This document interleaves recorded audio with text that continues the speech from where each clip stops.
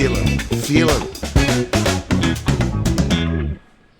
Welcome to another thrilling episode of the K-Road Chronicles. I'm your host, Six. I'm here with the Legalise Cannabis Party representative. Is that how we describe you, Chris? That's correct. Chris Coker. Represent. And I've wrangled in a local tourist by the name of, we'll call him... Epic. What?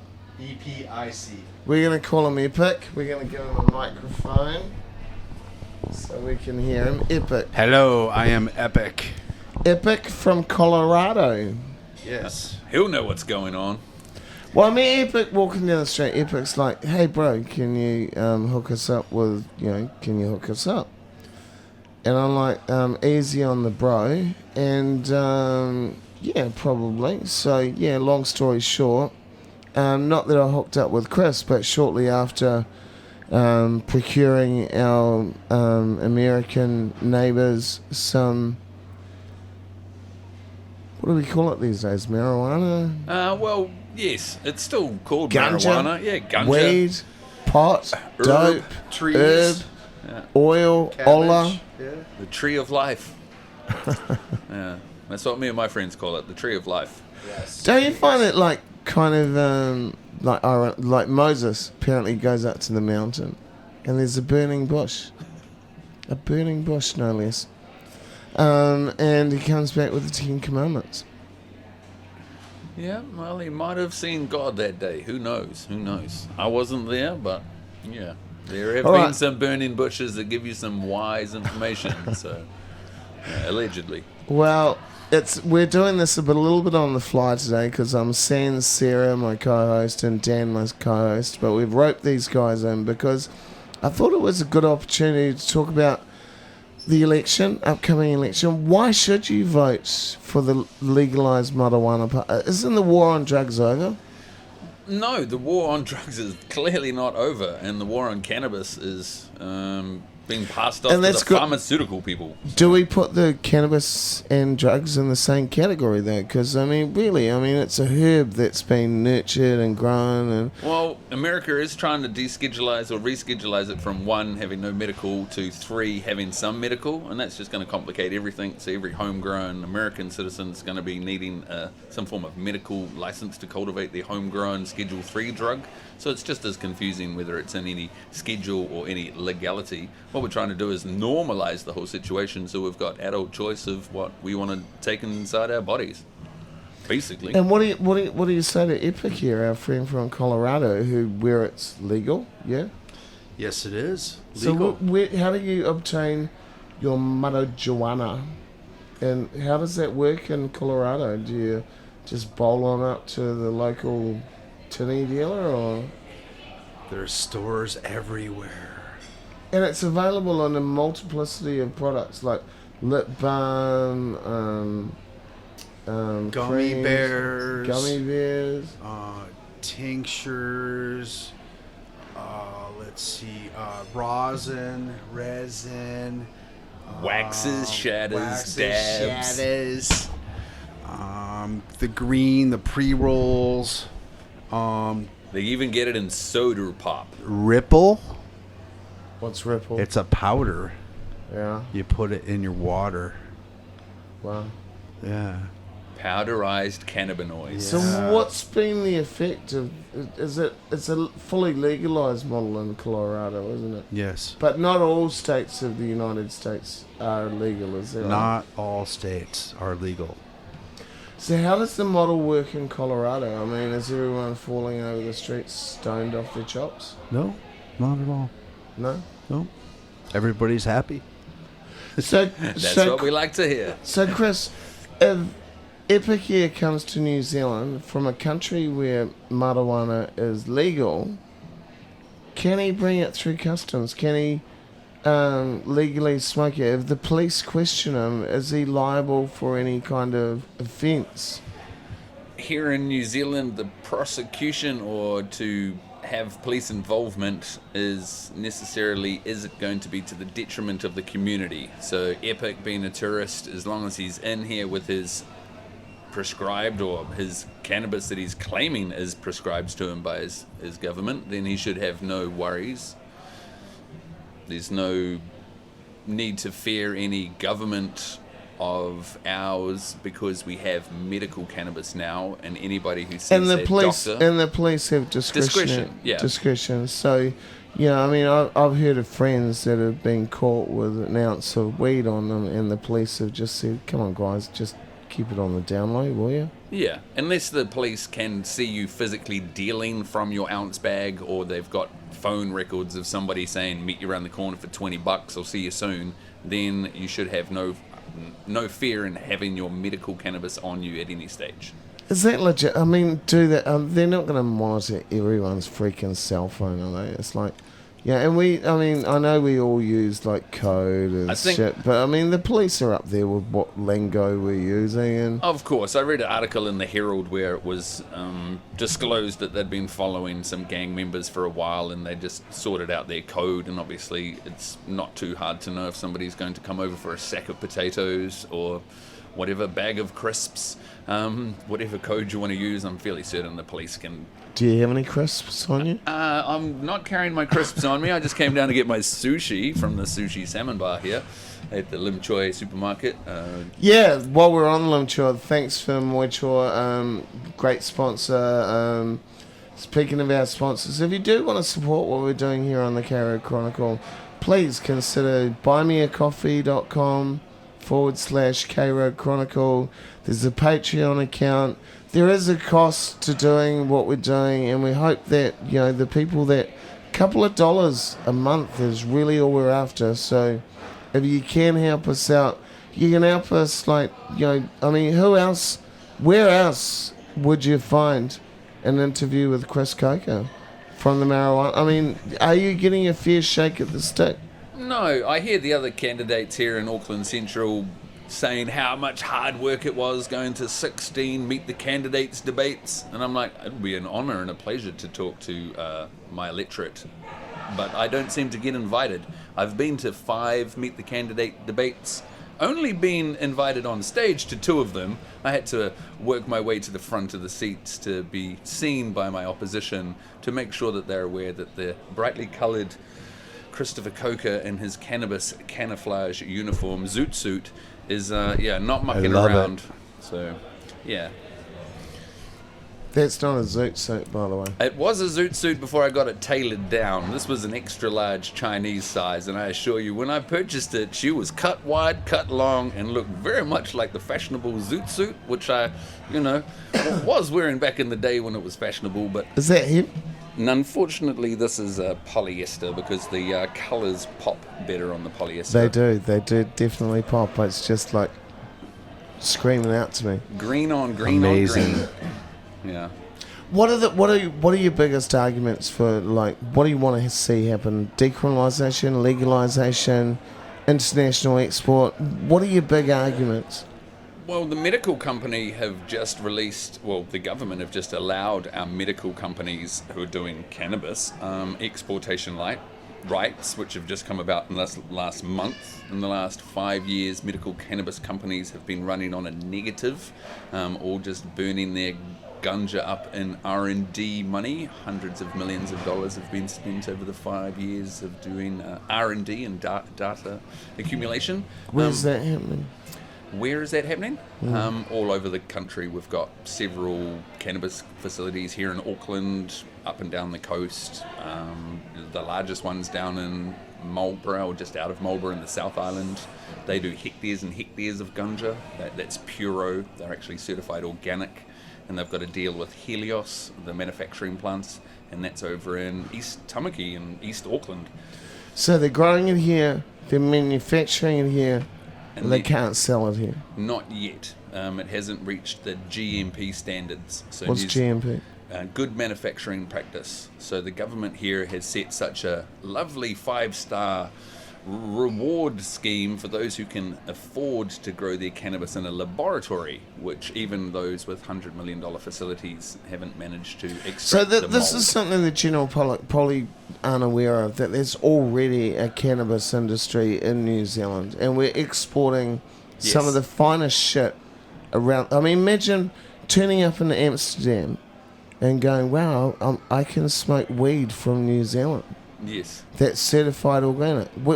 This is an industry we could lead in. And the thing is, it's not just about being able to legally get stoned. It's also about the fabrics and the byproducts of hemp. Yes, there's a huge industry in both the hemp for food and hemp for fibre.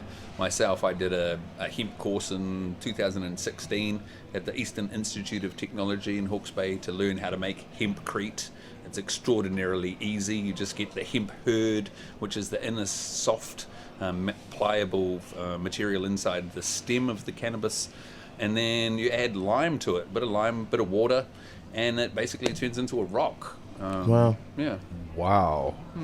So the old product, the stems, Yes. the stalks. Yeah, so just the hurd on the inside of the stalk. So the outside, that's where you get your fibre for the fabric. That gets all stripped down. And then the inside hurd itself, which is like a really soft, pulpy kind of substance that binds to the water and pulls the lime together. And then that lime's just hardening over time and it actually gets stronger. It's antimicrobial, antibacterial, fire retardant.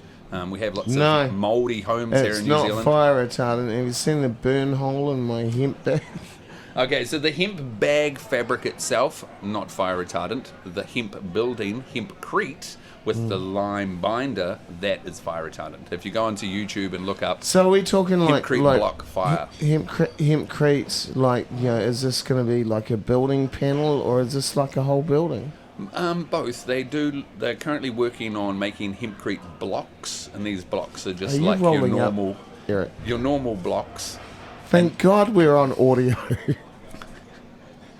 And so the hempcrete blocks My God! will come in any form, shape and size. They're trying to make them into bricks and blocks so that you can make them at a factory and then send them to site like any other block working. But it's normally built like a rammed earth home. And this is an industry where we could lead the world with relatively small resources. Like I was talking to a guy recently about like urban farming, where you go up, where you put a farm in a building. Yes. And I'd never even considered the idea, but yeah, why not? Yes, well, being an alleged legacy farmer, I have seen these indoor growing facilities before. Not a 5-story, but I have seen a 2-story one. And yeah, having the ability to our new LED lights, having solar panels and solar power, it's quite easy to live off-grid with a couple of shipping containers running a cannabis facility. The hardest bit is the fact that the government won't allow us to have a license to do it, and there's the criminal aspect to your pioneering adventures. So what I'm trying to mingle into our current legal liquor licensing is just we do an amendment and we just add the word cannabis. I know, it's crazy. Seems easy. It's crazy. Alcohol is like highly processed. You know, whereas marijuana, weed, ganja, it's grown, it's dried out, it's smoked. It's like, you know, I mean, the empirical data, like actual data from people who have studied it, it shows THC kills cancer cells. This is true. It's my little sister died from an epileptic seizure. And now that I read the what marijuana can do for epilepsy, it's just, you know, I mean, it's a miracle herb, and it's kind of like, you know, people go, oh, it's bad for it's a narcotic.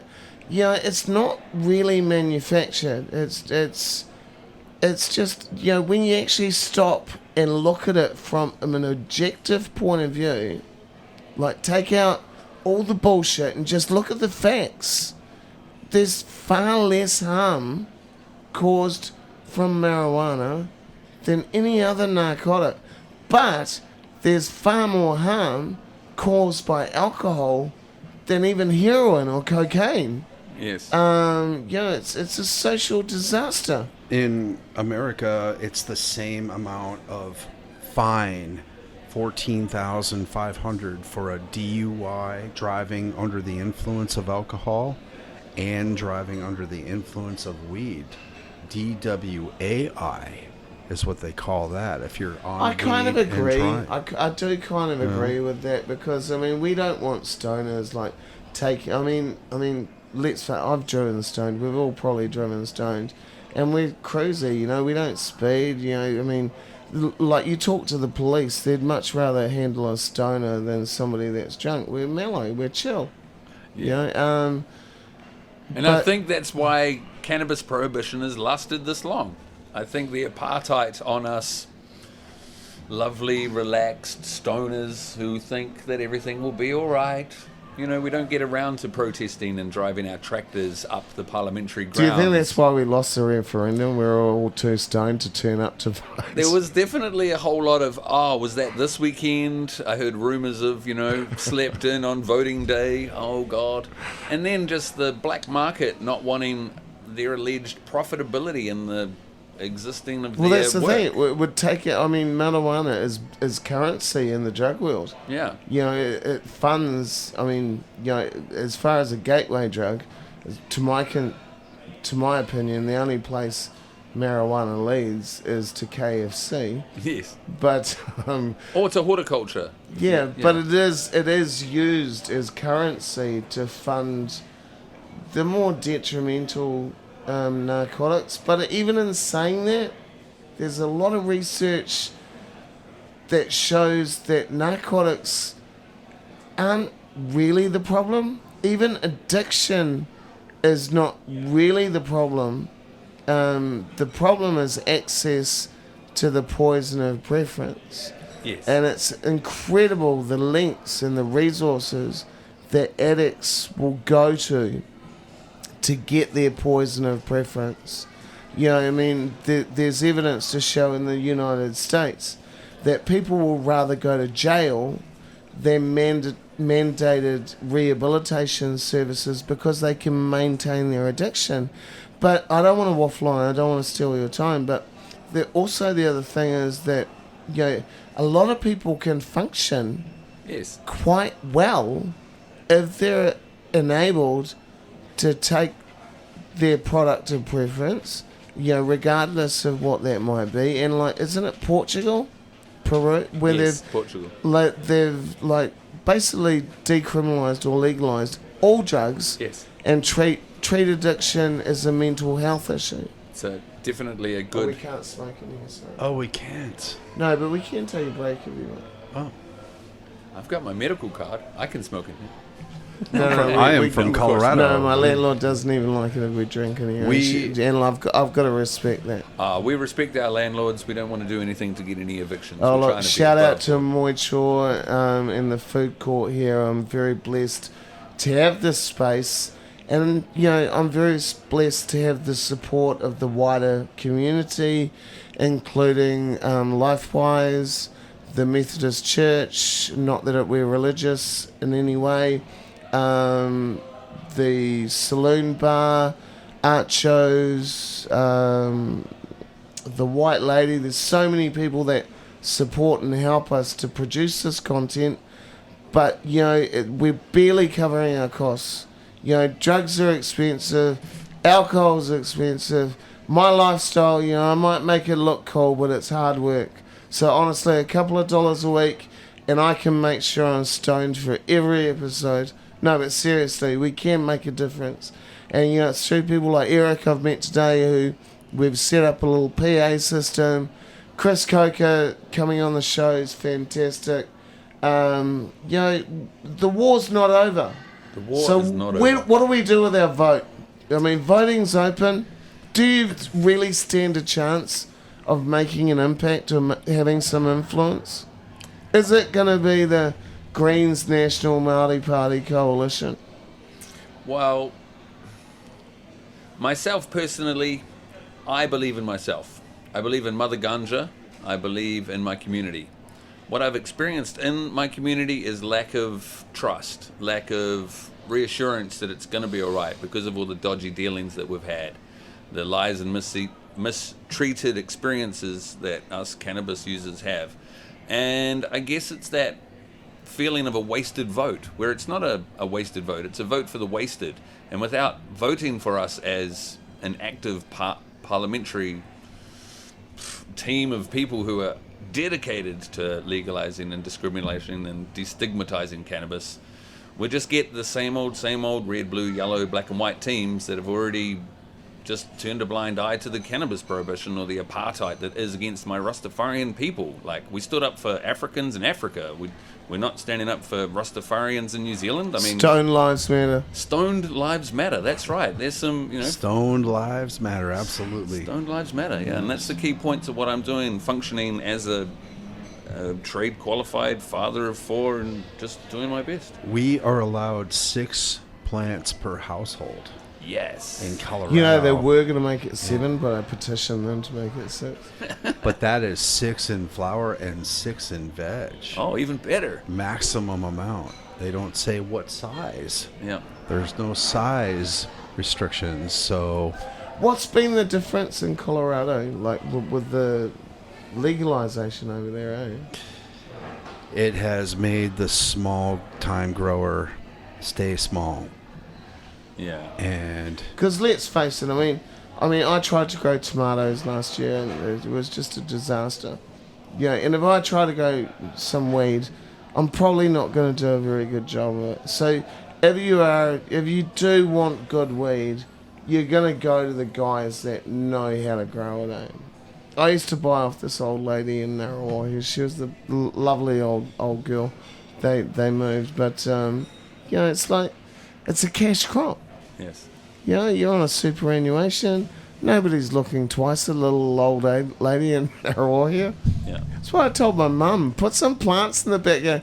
Look, nobody's going to bust you. It's honestly. No one is going to bust us unless we are caught driving under the influence. You can travel with it as long as your vehicle does not smell, as long as it is not on your breath, as long as they don't see it in your eyes. They don't laugh at your stupid jokes. Yeah. Yes. And you grow and you can possess and be under the influence in your house, in your personal space. Now, they get you, though, in the state and national parks. No smoking in the state and national parks, but in your own backyard, there's nothing they can do except walk on by. It's a good free world there. Hey, Epic, you're here for, you work with a band, a prominent band, and they're performing this week, and we got to, we don't want to go out there and we don't want to spoil the party. But, who would be, like, we've asked this to everybody, who's your ideal lineup? Who's your ultimate band? It's one question we always ask in every interview. David Bowie is lead singer, surely. The ultimate lineup or the ultimate band member lineup? No, the ultimate lineup. Like 5-man band, we can add a 6th one in there if you want. But, I'm thinking David Bowie on vocals, Jimmy Page on guitar. Would you put Hendrix on guitar? I don't know. What's your lineup? I am a big metalhead. Animal from the Muppets on guitar. On drums. On drums. So I would have to add, ultimately, that's a tough one on the spot here. Stoner. What about you, Chris? No, I can't. I can't really think of anybody offhand. Like, somebody actually asked me what music that I was listening to, and I was like, I'm so deep in the cannabis rabbit hole, I haven't literally listened to music for 5 years, and that's pretty sad. Israel Vibration. See, I don't know who Israel Vibration is. Classic reggae. Okay, yeah. But yeah, so no comment on that one. Do you use any other narcotics? No, as a construction worker, I did drink coffee a lot, but basically just cannabis for pain relief. Is my preferred drug of choice. I was always the sober driver or the nanny of my group, looking after all my drug friends. I use cannabis to battle and to equal out my coffee addiction. Yes. Okay. Yes. Yeah, I'm prescribed my cannabis and self-prescribed my caffeine. So just to balance up that pain and workload combination. Well, I look forward to returning here on vacation someday to have things be more open. Yeah, well, we're trying to work towards that. We're just trying to add. I think we're getting there. We're definitely getting there. Like, So what are you after? You after the party vote? No, I'm after vote for me. I want people to see me. I want to be the minister for Auckland Central. I want to bring CBD to the CBD. There's lots You of got some politicians. tough competition there, though. Yeah, politicians. They're tough, and they've got What do you got? financial backing. Chloe, you've got Damien from the Top Party, you've got Mahinda from National, you got Oscar from Labour, but honestly, I can't see Oscar winning. He's just such a wet blanket. And have you met Helen White? What a waste of space. A waste of peroxide, to be honest. I haven't seen Helen at any of the candidates' meetings, but I have sat next to the other four, and Helen who? I haven't seen her. Like I said, Helen who? the red team. My family always votes the red team, so I don't actually know Helen's last name or her moral compass. My family votes red, so vote red. Look, I can't see any difference between. National's got no policies that interest me. Labour has led us through some really tough times. We had the whole the pandemic. Obviously, we had the White Island disaster. We had the Christchurch massacre. It's been really tough, and times are tough, and that's where I think marijuana reform could really make a huge difference. Because the one thing we need now is to stimulate the economy, and that's a huge, just untapped resource. It's renewable. Well, it's organic. Huge. If you haven't heard the news, Thailand just decriminalized and legalized medicinal cannabis last annum, and they just put out a $1 billion turnover, and that's Thailand. They used to chop off people's heads for narcotics. So, Whoa. for all you stoners out there, and all for you baby boomers that are thinking, fuck, I fucked up on the referendum, vote, chuck your vote to the Cannabis Party. Let the government, because, it's not just about electing people into power, it's also about letting the government know what issues we're actually interested in. That's damn straight. People straight. think that it's a wasted vote, but I remind them that it's a vote for the wasted, and just to remind the government, like you said, Six, that people are still concerned that cannabis isn't an adult use product. Yeah, there's like a lot of white herrings or red herrings or whatever the colour the herrings are that distract us from how we can actually use our vote to make a difference. And don't think voting for Top or the Marijuana Party or the minor parties is a waste of Animal Justice Party, because it's not. It shows the people in power what the people are interested in, and maybe Chris won't get into power, but with a mandate from the public. And I don't want to be negative, because I'd love to see you at Parliament, but the reality is it's probably not going to happen. Well, you can see me in Parliament. I do attend the questions and answers time. You're allowed to sit in the House of Parliament and sign into the register, go upstairs and watch the bickering amongst our leaders. It's quite hilarious to see what seems like young pubescent children misbehaving in the debating chamber. If you want to re-elect them, go ahead, but when I stand as a tradesman and as a training martial artist who seems to have a little bit more courtesy and respect for my elders and those I'm trying to work with and train with. Which art style do you follow? I do both Taekwondo and Brazilian Jiu-Jitsu. So that's Brazilian Jiu-Jitsu, is cool. Punching and kicking and cuddles with struggles. I am a blue belt in mixed martial arts. Oh, okay, yeah. Let's fight! Bring it on! Well, as I have said, I've spoken to the people here in my constituent that I will represent us in a hand-to-hand combat with either of the other two Chris's to prove the point that cannabis should be deschedulized, reschedulized, and destigmatized. And I'm willing to take that in a hand-to-hand combat to the tap-out zone. We don't have to go to death if they're willing. But I'm willing to stand up for what I truly believe in. Both of the Chris's have said on live television that they are aware that alcohol is more harmful than cannabis. Totally. Yet, silence. Don't get hangovers from weed. Crickets. we hear crickets from them. I need to get a cricket button. Yeah. Hey, look, Chris, I just want to thank you for coming in. We've hoodwinked you off the street. We've been trying to get you in for weeks now, so hopefully we can get this out pretty promptly so we can kind of get your message out there for the general public. Epic, awesome, looking forward to tomorrow night, babe. Yes. We're going to rock and roll. Totally. Rock and roll. And Six and the Chronicle crew, I totally apologize for just being a single candidate out here. I've got no volunteers. I've got like no publicity manager. I've got no chauffeur driver. I've got no email correspondence technicians. It's just all on me, babe. So I'm just like, this is where you hear right place, right time. This is where So you hear good for this. you. This is where you hear this shit on the K-Road Chronicle. You know, we're equalising media. So thank you for that. just want to thank my guest today, Chris Coker from the Legalise Marijuana Party.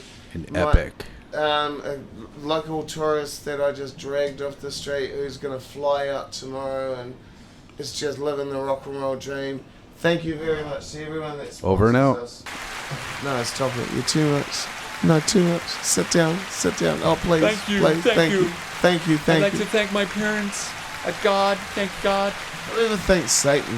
Thank you, Satan. Thank you, Satan. Thank you, Satan. Thank you, Satan.